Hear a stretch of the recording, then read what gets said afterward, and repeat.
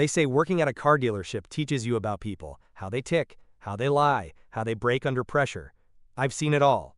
Greedy buyers, desperate sellers, manipulative managers, and smooth-talking reps with snake oil smiles. But nothing prepared me for the kid who walked into my showroom that Thursday afternoon. I was in the back office nursing a cold cup of coffee and scrolling through the latest monthly reports when I heard the laughter. It echoed through the glass walls of the showroom, sharp and cutting, like someone had just cracked the cruelest joke. "Are you lost, kid? This ain't a mall." That was Greg. A seasoned salesman, sharp suit, sharper tongue, and the kind of laugh that said he'd rather insult you than help you. I stood and walked out to the floor. There he was, Greg, towering over a teenager who couldn't have been more than 16. The kid was small, wiry, with messy brown hair, and a backpack slung over both shoulders like he was still on his way to high school. "I'm not lost," the teen said quietly, eyes steady. "I'm here to buy a car." Greg threw his head back and laughed again, drawing the attention of a couple who were browsing nearby. "Oh, really? Got a piggy bank full of pennies in that backpack?" The kid didn't flinch. He just reached into the bag, pulled out a fat white envelope, and held it out. Greg raised a skeptical brow but took it, and then his expression shifted. First amusement, then confusion, and finally something I hadn't seen on his face in years: doubt. I stepped in. "Greg," I said, my voice calm but edged with warning. "I'll take it from here." Greg hesitated. He didn't like being cut off, especially by someone lower on the ladder. But technically, as the general floor manager, I had the right to step in. He handed the envelope back and slunk away, muttering something about wasting time.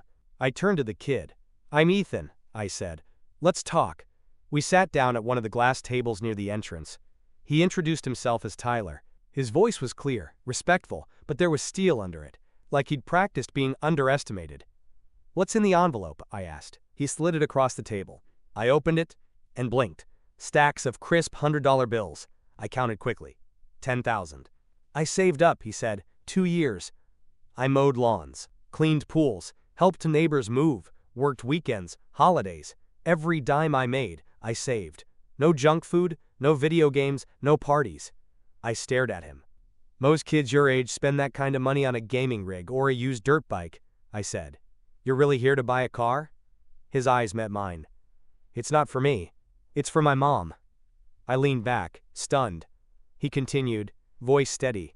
"She's never had a car of her own. Ever.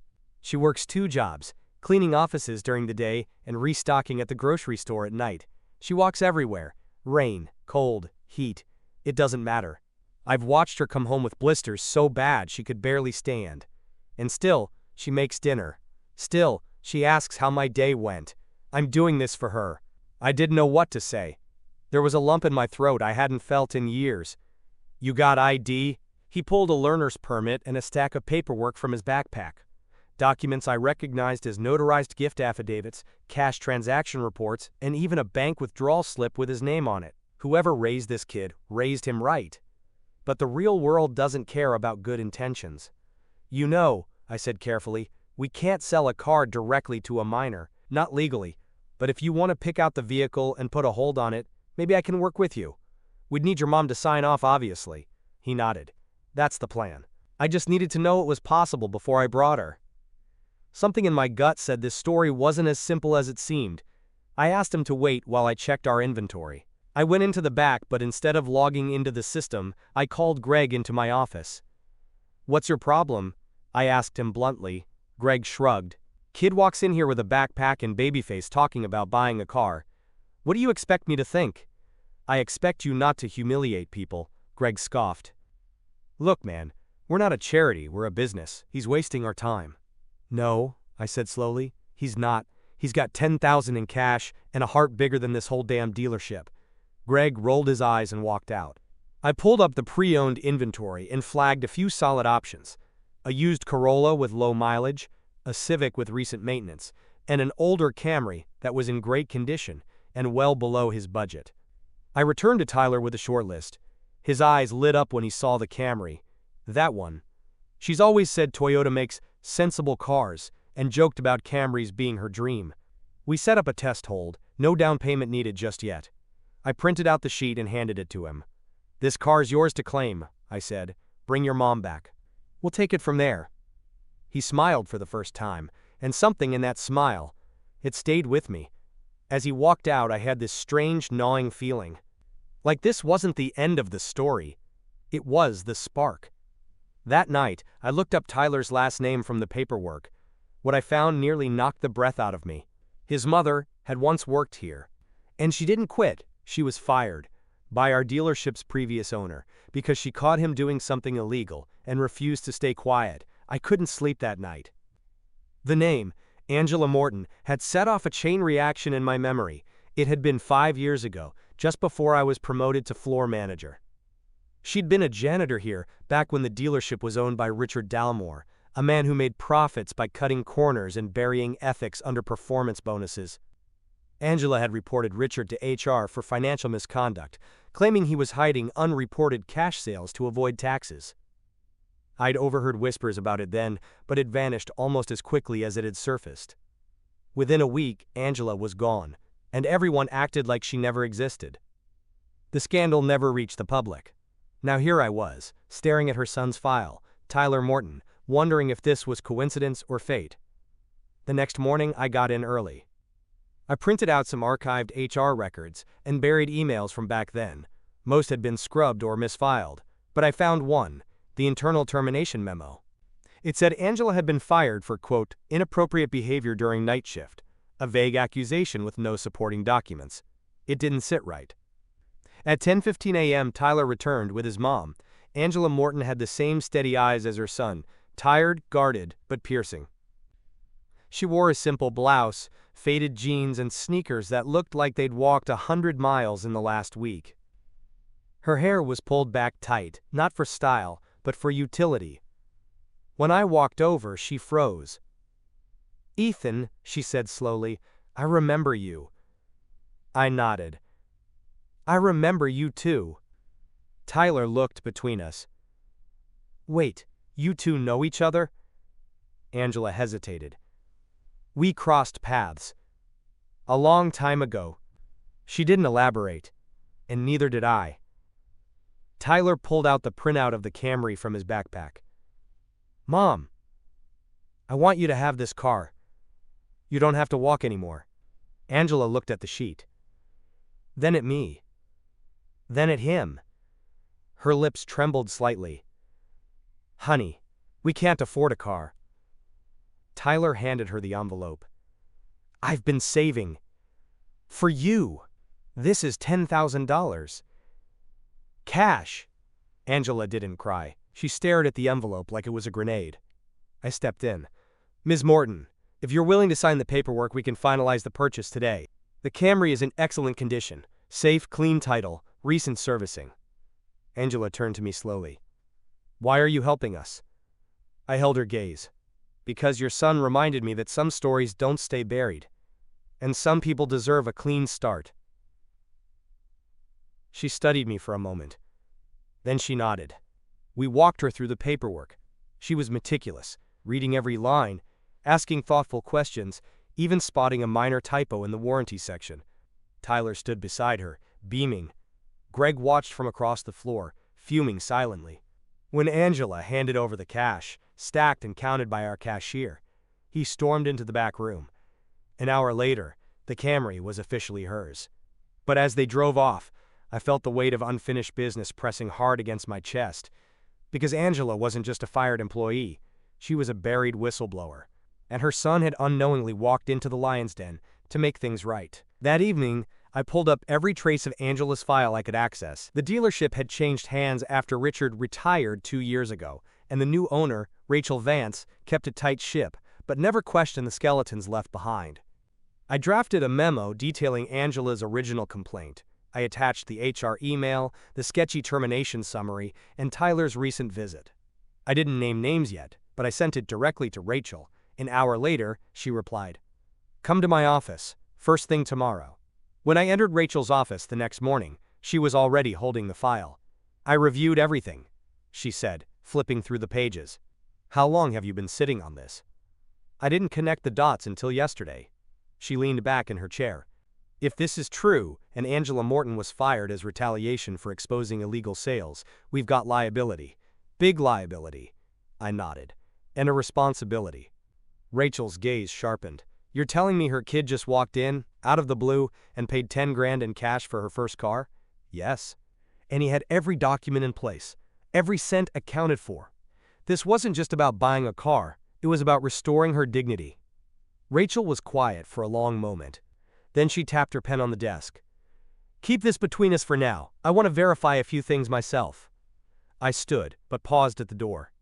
She deserves more than silence, I said. Rachel didn't respond. The next 2 days were uneventful, on the surface.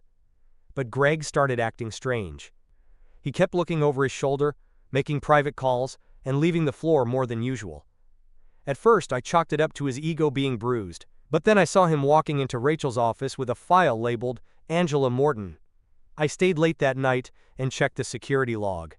Greg had accessed the archived HR files. Something was brewing. And it wasn't redemption. Friday morning brought the storm. Tyler showed up again, alone this time, his face pale and tense. They broke into our apartment last night, he said, voice shaking.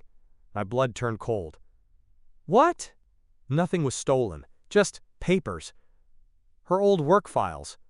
Some emails she kept. And someone spray-painted liar on our door. I clenched my fists. Did you report it? We did. But the landlord said the cameras were malfunctioning, and the cops didn't take it seriously. He looked at me. Desperation in his eyes. Is this because of the car? Because of what happened here? I couldn't answer right away, but in my gut, I knew it was. Someone didn't want Angela's story resurfacing. Someone was trying to silence her again. But this time, I wasn't letting it happen. The moment Tyler left, I marched into Rachel's office and shut the door behind me. We've got a problem, I said. She glanced up, unsurprised. The break-in? You knew? I got a call this morning. From Angela. She told you someone vandalized her door and took her files? Rachel nodded, her expression unreadable. She said someone doesn't want the truth out, and that she thinks it goes beyond what happened 5 years ago. What do you mean? Rachel opened a folder. Inside were printouts of financial reports, whistleblower complaints, and something else, an internal audit request she had filed just last week. I started digging after your memo. Turns out Angela wasn't the only one Richard retaliated against. 3 other employees left within weeks of her termination. 2 janitors and a night shift inventory clerk. All had spotless records. All were let go under suspicious pretenses. My pulse quickened. This is bigger than I thought. Rachel tapped the folder. Greg was here during that time too. Of course. Greg? The same man who laughed at Tyler. The same man who'd accessed the HR archives days ago. The same man who'd been Richard's right-hand guy before the dealership changed hands. You think he's behind the break-in? I think he knows more than he's saying, and if he feels the walls closing in, he might do something reckless. Rachel stood and walked to the window. I want you to be my eyes on the floor, Ethan. Quietly. Watch who he talks to, what he accesses, and if Angela or her son come back, let me know immediately. I nodded. But something told me I was already too late. Saturday was unusually busy. Families packed the lot, young couples toured SUVs, and 2 teenagers bartered over a used Mustang. But amid the clamor, I kept one eye on Greg. He wasn't selling, he was listening. To every conversation, hovering around computers, whispering to another old-timer, Reggie, near the break room. They were passing something, a flash drive maybe, I couldn't be sure. At 3:17 p.m., Greg stepped outside to take a call. I slipped into his cubicle. His browser history was wiped. But the printer tray told another story. I found a freshly printed vehicle transfer sheet, one that listed Angela Morton as the registered buyer. But here's the catch. It wasn't for the Camry. It was for a damaged sedan on the repo lot. One that hadn't passed inspection. I checked the sale ID. It didn't match the original invoice I filed for Tyler. My heart pounded. Greg was trying to swap the vehicle post-sale. If that change got pushed through, Angela could end up with a junk car, no legal recourse, and 10 grand down the drain. And worst of all, it would look legal. Unless someone caught it in time. I sprinted to Rachel's office. She needs to come in. Now, Rachel said after I explained. I called Tyler. He picked up on the second ring. Tyler. I need you to bring your mom back here. Right away. It's about the car. He hesitated. Is something wrong? Yes. I said honestly. And I'm trying to fix it before it's too late. Angela arrived 30 minutes later. Her eyes were bloodshot. Her shoulders hunched. She looked like someone who hadn't slept in years and whose fight had worn thin. She sat down in Rachel's office without a word. Rachel showed her the vehicle transfer sheet. Angela's jaw tensed. He's doing it again, she whispered. Who? I asked. She took a deep breath. Greg. Her voice was low, trembling, but resolute. When I worked here, I caught Richard hiding cash. But it wasn't just him. Greg was the one moving the files, forging signatures. He was the cleaner. When I reported it, Greg told me I was making a mistake, that if I didn't retract my complaint, I'd regret it. She swallowed. And I did. I lost my job, my apartment, everything. Rachel nodded solemnly. You're not alone anymore. This time, we're going to make it right. But before Angela could speak again, Rachel's assistant knocked on the door. There's a man demanding to see Ethan, she said, eyes wide. He says it's urgent. Greg. I stepped out. Greg was in the lobby, arms crossed, lips curled in a sneer. Thought you were clever, huh? He spat. Excuse me? You think I don't see what's going on? You and Rachel, digging through old bones, stirring up trouble. You mean the truth? He leaned in, voice low and venomous. You don't know what you're playing with. This place, this job, you think it's all clean now? You think Rachel's any better than Richard? You think you're saving people? I didn't blink. I think I'm trying to stop a thief from hurting a woman and her son again, he smirked. That woman's been trouble since day one. And if you think I'm going down for a sob story and a backpack full of lawnmower money, you've got another thing coming. I glanced past him. Angela had stepped into the hallway. And she had heard every word. Greg froze when he saw her. Angela stepped forward, slowly. You know, Greg, she said, her voice calm. I used to think you were just following orders. That maybe you were afraid of Richard too. But I see it now. You enjoyed it. The power. The intimidation. Greg scoffed. This place would have tanked without me. Angela turned to Rachel, who had quietly joined us. I want to press charges. Rachel nodded. So did I. Greg tried to laugh it off. But when security arrived, yes, real security, and escorted him out, he didn't say a word. And yet, the silence said everything. It was the silence of a man who had finally been heard. The door clicked shut behind Greg as security escorted him off the premises.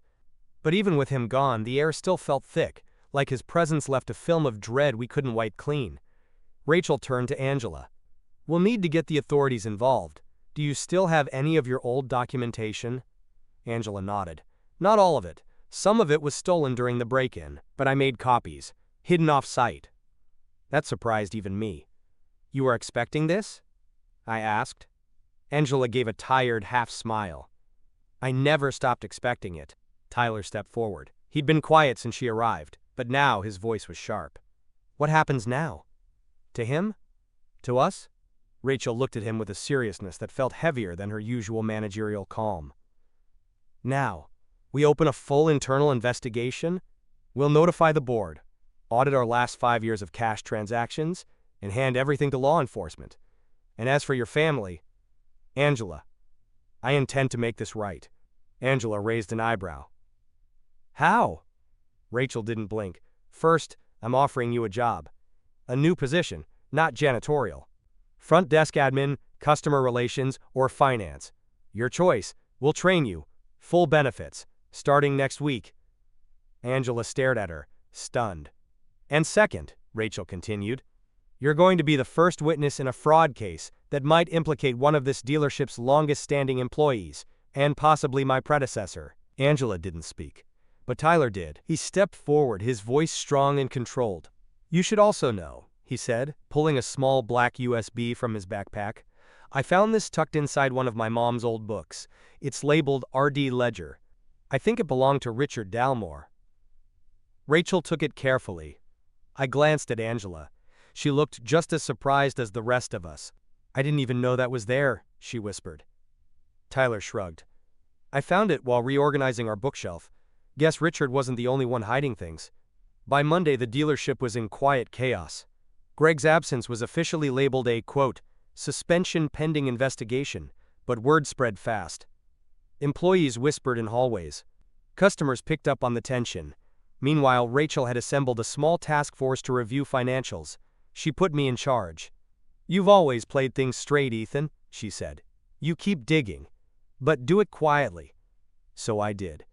I stayed late every night, reviewing 5 years of sales data, flagged receipts, suspicious refund patterns, and internal emails that had somehow avoided deletion. Some names kept repeating. Greg, Richard. A few low-level employees who'd left mysteriously or abruptly. But the worst came on Wednesday evening.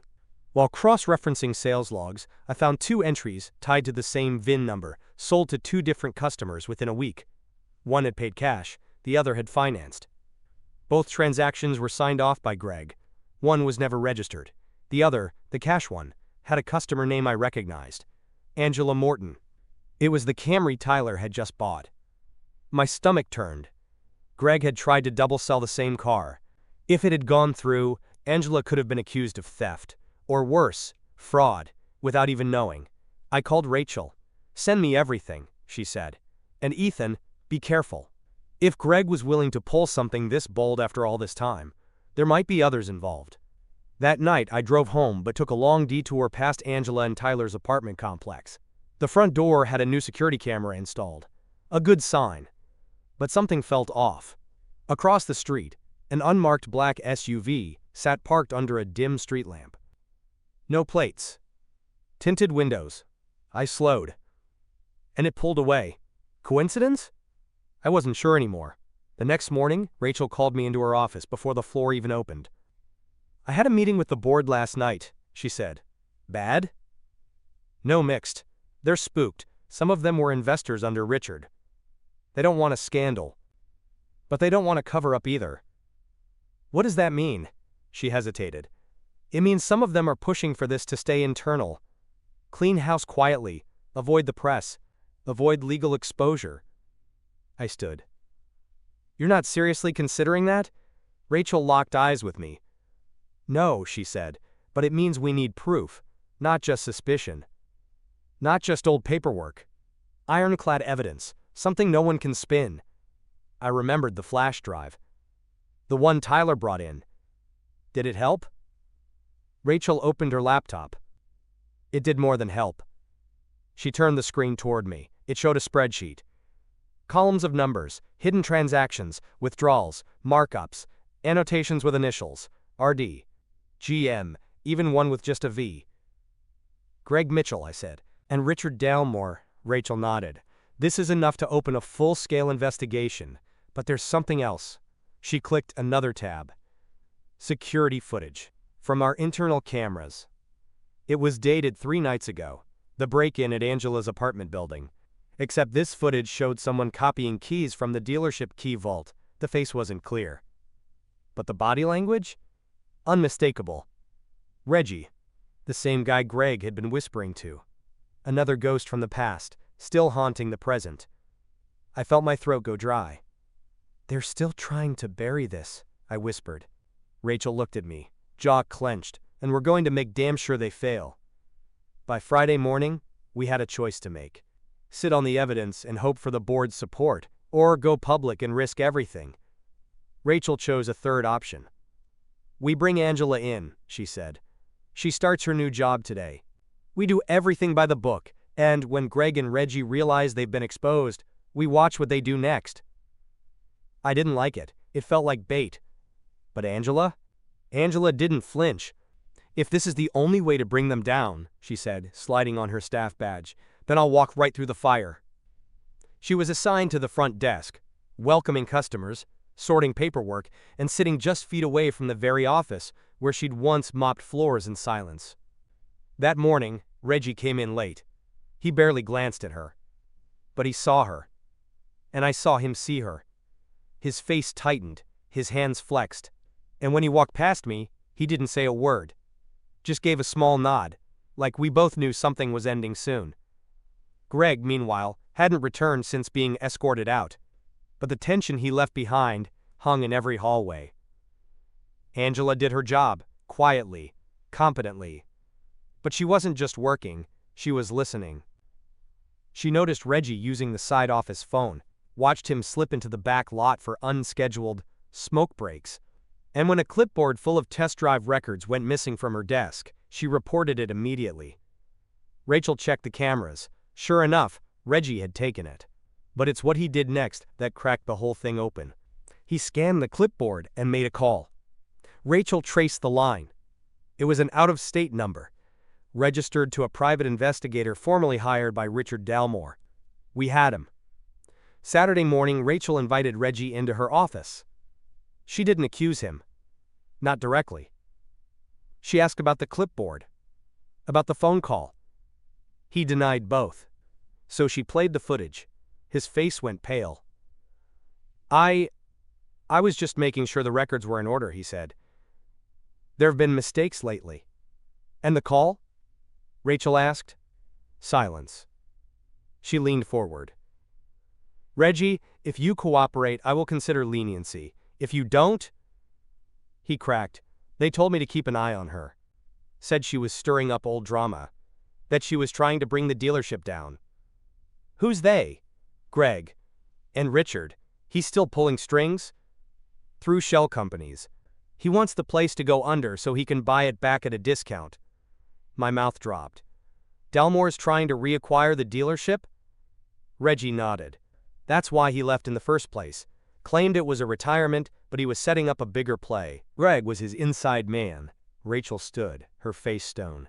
That ends now. That afternoon, Rachel made a call to a local reporter she trusted.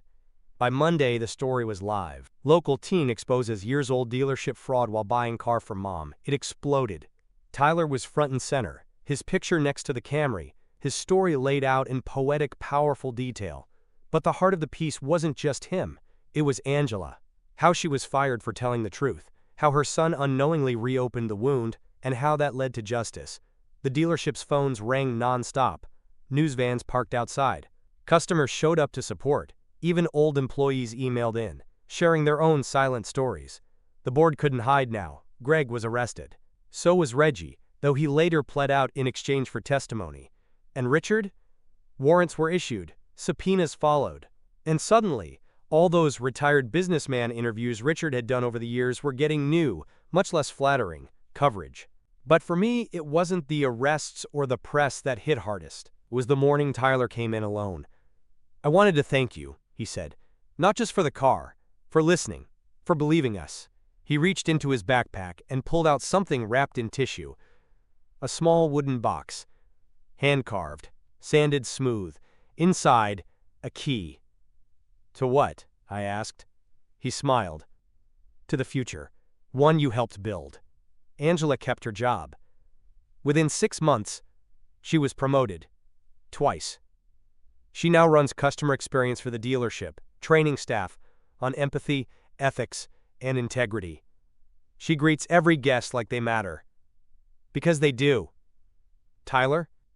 He started a nonprofit helping underprivileged teens learn about financial literacy, how to save, invest, and dream beyond their circumstances. And the Camry? Still runs like a dream. But it's more than a car now. It's a symbol of grit, of truth, of a teenager with a backpack full of lawnmower money walking into a world that didn't expect him and rewriting the ending for everyone. Months passed. Winter melted into spring, and the dealership transformed along with the seasons. Gone were the whispered power games, the phony charm of fake smiles, and the desperate hush of secrets waiting to explode. In their place?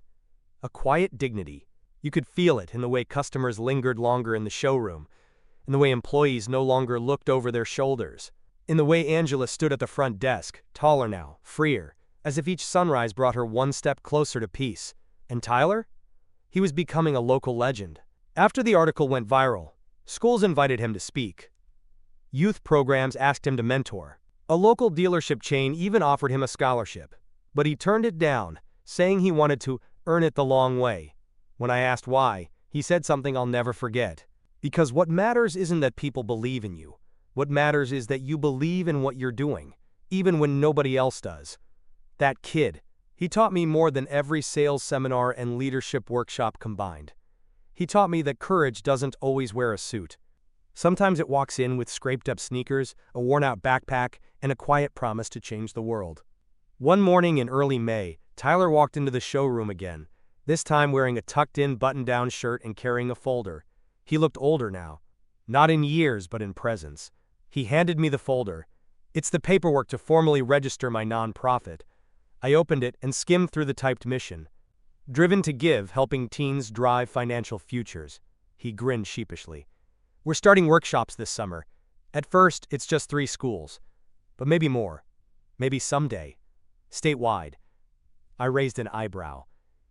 And what does your board look like? He shrugged. Right now? Me. Mom. And you, if you're willing. I laughed. Let me guess. No salary, but all the fulfillment I can eat? Exactly, he said, grinning wider. I signed on the spot. Later that day, Angela called me over. You'll want to see this, she said. She led me out back, past the usual lineup of trade-ins and dealership vehicles, into a garage bay I didn't recognize. Inside, under a sheet, was a car. A new one. Shiny. Red. Still wearing the protective plastic from the factory. What's this? Angela handed me a key. It's from Rachel. For you? I stared at it. I don't need a car. Angela smiled. It's not about need. It's about closure. For everything you helped fix. I peeled back the sheet. It wasn't flashy. It wasn't overpowered. It was solid, practical, reliable. And for the first time in years, I felt the full weight of what had happened. What we'd stopped. What we'd survived. What we'd built. Greg pled guilty. So did Reggie. Richard Dalmore's legal team tried every trick in the book, but when the ledgers were authenticated and multiple ex-employees came forward, the case shattered his reputation. He lost his assets, his legacy, and his silence, because in court, under pressure, he admitted it all. Not just the fraud, but the cover-up, and the coordinated effort to discredit Angela Morton. When she testified, calm, precise, unwavering, the entire courtroom leaned in. When Tyler sat in the front row, eyes fixed on her, you could see the pride shining off him like armor. And when the verdict came, guilty on all counts. Justice, finally, was no longer a rumor. It was real. Our dealership became something different after that. Not just profitable. Purposeful. Rachel initiated ethics training. Promoted from within. Started a fund for single mothers buying their first car. Tyler's nonprofit hosted its first workshop in our conference room. Angela? She got certified in customer management and became the new training lead. Her motto, respect isn't a policy, it's a promise. And me? I stopped seeing this job as a stepping stone and started seeing it as a platform. A place where people could be heard. Where laughter at someone's expense was replaced by celebration of someone's strength. Because I'll never forget how it started. A kid. A backpack. And a quiet, impossible dream. One that looked Greg in the eye and didn't flinch. One that walked into a dealership and drove out with a car. But more than that, drove out with justice. And that's how a teenager with nothing but determination changed the course of an entire dealership and gave his mother the dignity she was always denied. Stories like theirs remind us that strength doesn't always shout. Sometimes, it simply shows up. If you found this story moving, make sure to subscribe to the channel for more powerful tales of justice, second chances, and unexpected heroes. There's always another story waiting to be told.